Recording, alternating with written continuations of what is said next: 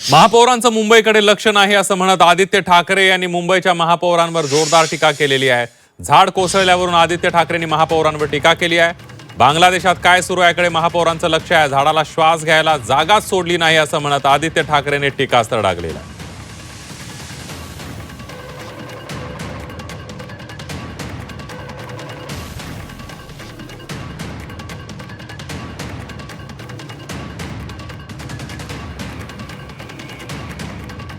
मुंबईच्या महापौरांचं मुंबईकडे लक्ष नसल्याची टीका आदित्य ठाकरे यांनी केलेली आहे। झाड कोसळल्यावरून ठाकरेंच्या शिवसेनेचे आमदार आणि नेते आदित्य ठाकरे यांनी महापौर रितू तावडे यांच्यावर जोरदार टीका केली आहे। बांगलादेशात काय सुरू आहे याकडे महापौरांचं लक्ष आहे, तर झाडाला श्वास घ्यायला जागाच सोडली नसल्याचं म्हणत महापौर रितू तावडेंवर आदित्य ठाकरेंनी टीका केलेली आहे।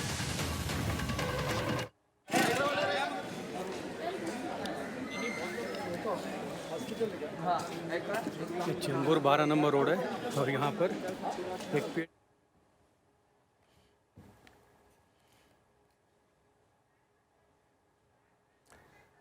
आदित्य ठाकरे यांनी मुंबई महापालिकेवर आणि मुंबई महापालिकेच्या महापौर रितू तावडे यांच्यावर टीका केलेली आहे।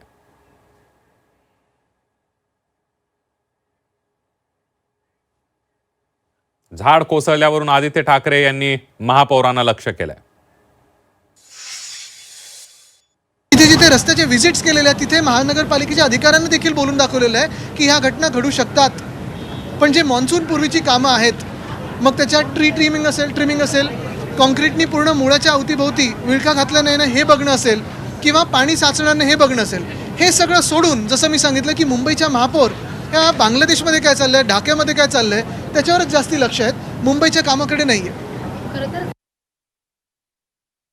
खास करून आत्ता पावसाळ्यातल्या ज्या घटना आहेत झाड पडण्याच्या, काल रात्री अजून 2 झाडं पडली, आत्ता 10 वाजता एक झाड मुंबईत पडलेलं आहे।